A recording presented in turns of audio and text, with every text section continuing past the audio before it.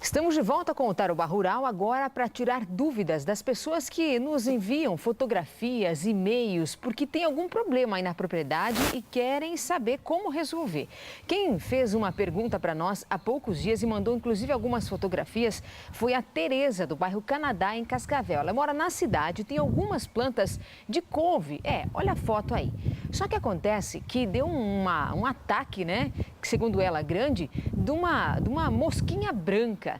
Quem é do sítio sabe, conhece o que a gente está falando, a mosquinha branca na couve. E aí fica aquela dúvida, será que faz mal? Pode comer? Não pode? Tem que erradicar a planta? O que faz para resolver esse problema? Bom, nós estamos aqui, convidamos o Ricardo Crispim. Ele é da Emater, Paraná, e o Crispim vai explicar um pouco para nós. Primeiro, antes da gente dizer o que pode ser feito para combater agora, no caso da Tereza, alguns produtos estamos aqui, daqui a pouco a gente vai falar um pouco sobre os produtos para fazer esse combate. É preciso entender, né, Ricardo, que para chegar a esse ponto, alguma coisa está errada com a planta. Você me dizia que há um desequilíbrio aí, né? O que pode ter acontecido? A planta produz os alcaloides, né?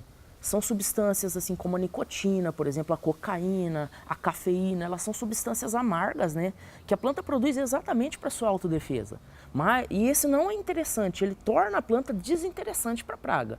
Em contrapartida, a planta produz açúcares, né? E produz proteína, e isso é interessante para a praga. Então, quando existe um desregule ali nessas sínteses, aí é que a praga é oportunista e ela vem. Você tinha também uma coisa importante, que é não deixar, por exemplo, o pé só de couve. É preciso ter couve e outras plantas próximas. No caso da couve específica que a gente está falando, o que é o ideal, talvez, ter por perto para que os bichinhos, as pragas, se confundam? São tecnologias usadas dentro da agricultura orgânica. Por exemplo, você trabalhar com uma planta disperso na horta lá, você tem uma planta de arruda, uma planta de citronela. Essas plantas são muito aromáticas, entendeu? Por quê? O capim-cidreira, porque daí eles confundem mesmo o olfato da praga. Ela dificulta a praga de encontrar a planta de interesse. Agora, no caso da Tereza, complicou, né? Já está lá cheio de mosquinha branca, ela disse que até que já tentou algumas coisas para fazer o combate, mas não conseguiu resolver. E aí eu quero já estender, porque muita gente também entra em contato conosco para falar do próprio pulgão, que é uma praga que ataca bastante as plantações, né? Enfim, os pés de couve. Essa couve que a gente está falando é a couve-folha, né? Que a gente corta para comer, fazer refogado, é muito bom. O que você recomenda? Olha, a questão de consumo, não tem problema consumir. Lava, tira a praga e você pode consumir, isso não tem problema, entendeu? A cauda de fumo é um negócio interessante para a pessoa usar, porque como a gente falou dos alcaloides, o fumo tem a nicotina, e a nicotina aumenta o índice de alcaloide da planta. A ideia é sempre você deixar de molho de um dia para o outro para você extrair a nicotina, extrair aquele residual que ele tem. Você vai perceber que a cauda ela vai ficar mais escura. E esse outro líquido aqui que a gente tem, que eu vou mostrar aqui para vocês, que é o sulfato de cobre. Como que funciona o sulfato de cobre? Perceba que todos os produtos eles vêm naquela direção que a gente explicou desde o começo. O sulfato de cobre, ele não aumenta os alcaloides, ou seja, ele não aumenta as substâncias desinteressantes para o inseto. Mas o que ele faz? Ele é um nutriente. Então ele melhora a qualidade nutricional da planta. Outra dúvida pertinente é, aplicou, com quanto tempo depois pode consumir a couve, por exemplo? Olha, tanto o sulfato de cobre quanto o pó de fumo não tem muito problema. Ali com 2, 3 dias, se ele molhou, saiu o resíduo mesmo, o excesso de resíduo, já pode consumir. O pulgão fica muito embaixo da folha, às vezes no pecíolo, né, que é aquela parte que une o caule e a folha. Eles ficam muito ali. Sem dó. Pode aplicar sem dó. O caldo de fumo para lavar a planta, não tem problema. Então tá bom. Crispim, muito obrigada por você ter vindo participar do programa de hoje. E eu quero fazer o convite para você que está em casa e tem alguma dúvida. Entre em contato com a nossa produção, que o pessoal da Emater, assim como o Ricardo Crispim, estão à disposição da gente também para a gente tirar essas suas dúvidas. Então, eu quero falar com vocês agora e deixar o contato. O nosso telefone é o 45 991 17 0028. Anotou? Eu vou repetir. 45 991 17 0028. Pode mandar aí sua dúvida, pergunta, fotografia, que nós vamos levar até os especialistas para nos ajudarem com isso. A gente segue agora com o Tarobá Rural em nosso momento apoio ao produtor.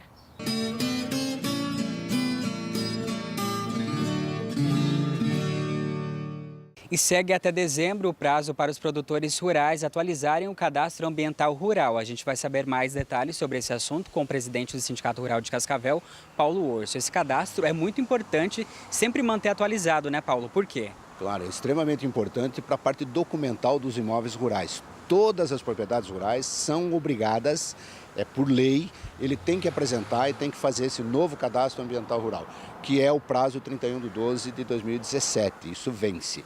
Aqueles que já fizeram o cadastro, já está sendo averiguado, está sendo, vamos dizer, confirmado pelo IAP. Aqueles que estão certos não vão aparecer no site. Aqueles que têm alguma inconsistência na apresentação do CAR, ele está vindo as notificações para que ele possa sofrer ou fazer as suas correções, porque tem tido muita sobreposição, tem informações que não são coincidentes, aí o IAP está notificando e através desse portal no site que o produtor entra, aquele que fez o cadastro, ele tem que entrar. Se ele não tiver esse login e essa senha para que ele entre, ele tem que ir no profissional que fez. Se ele assim não conseguir, o Sindicato Rural está à disposição para ajudar a todos, para que realmente possa cumprir todas as exigências legais que o IAP está fazendo nessa verificação de documentação. Ele tem um prazo de até 60 dias para que isso aconteça, senão ele perde o CAR. Então é muito importante para você, produtor, que você veja, vá procurar se está tudo certo com o seu. Se tiver inconsistência, procure fazer dentro de 60 dias, porque senão nós teremos cancelado por parte da União o CAR, o Cadastro Ambiental Rural. E aí você fica à mercê de todas as penalidades que porventura venham a acontecer, inclusive a burocracia que você fica impedido de fazer qualquer transação imobiliária, financiamento, negativas na Receita Federal. Isso tudo trará um transtorno muito grande para o produtor que não cumprir essas exigências. Certo, muito obrigado pela sua entrevista. De Cascavel, Rogério Antunes para o Tarobá Rural.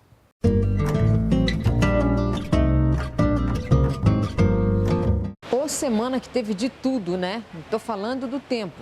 Até quarta-feira, sol, calor e vento. Aí quinta-feira o tempo fechou perto do almoço, choveu, ventou, teve estragos em alguns lugares, inclusive na área rural, prejuízo para os produtores, casas destelhadas, né? Foi assim na região de Marechal Cândido Rondon, Nova Santa Rosa, Quatro Pontes.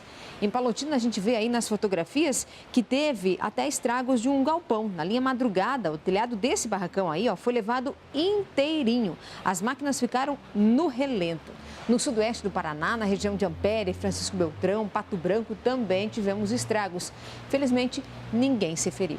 E eu vou agora para o estúdio falar com a Isadora Marcos para saber o que a gente pode esperar dessa semana que estamos começando hoje. Bom dia, Isadora.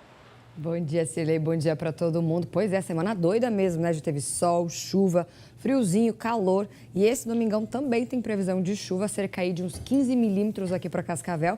Mas amanhã, segunda-feira, o sol deve voltar a predominar aqui na região oeste. Já na região norte, a chuva deve continuar amanhã também. A realidade é que os nossos termômetros vão baixar um pouquinho, as mínimas registradas vão ser um pouco menores aqui na região oeste. Então, aquele calorão, aquela sensação de abafado vai dar uma treguinha agora nesse início de semana. A chuva ela deve voltar na quarta-feira e se estende aí para o fim de semana. Se setembro foi cruel, trouxe seca para a gente, outubro está compensando no quesito chuva. Vamos ver como ficam as temperaturas agora para essa semana que se inicia hoje, nesse domingão. Vamos lá aqui para Cascavel primeiro. Olha só, chuva hoje, 23 graus, a máxima não passa disso, então não vai ficar tão quente como ultimamente. Amanhã, 28, 29 graus, na quarta-feira deve chover um pouquinho. Vamos lá para Londrina? Londrina também, ó, 24 graus hoje, nada daquele calorão. Amanhã a mínima de 16 e na terça de 15 graus, chove já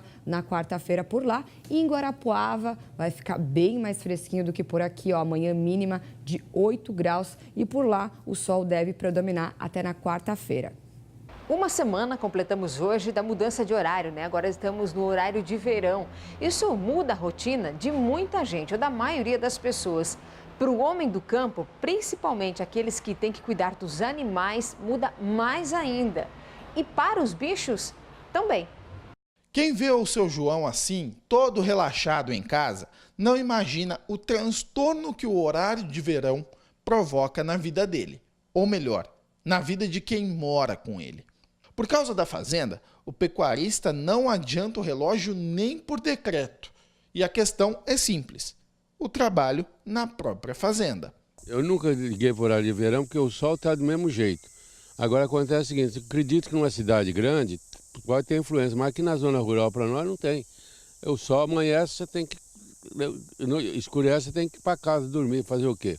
O horário de verão foi instaurado oficialmente no Brasil em 1985. O objetivo era diminuir o consumo de energia elétrica no Brasil nos horários de pico. Mas, nos últimos anos, a política não vem dando certo. Se para quem vive ou trabalha em áreas rurais o horário de verão já não faz muita diferença, para as cidades que deveriam ser as grandes beneficiadas, o horário de verão rende cada vez menos. De acordo com o governo federal, em 2016, a economia para as empresas do setor elétrico foi de apenas 150 milhões de reais. Ou seja, não está valendo a pena mais sustentar o horário de verão. O seu João até gostou da ideia, mas já queria mudança neste ano. É lógico, por exemplo, uma cidade pequena. Não pode comparar igual ao Rio Preto, que é uma cidade grande. Mas uma cidade pequena, o pessoal acha que chega aquele horário e vai para casa. Não tem onde ir. Rio Preto tem boate, tem um monte de coisa. Mas uma cidade pequenininha, o jeito quando é 10 horas, vai para casa, vai dormir. Depois do intervalo, vamos falar sobre as inaugurações no oeste do Paraná. Em Palotina, começa a funcionar o maior e mais moderno frigorífico de peixes do Brasil. A gente volta já.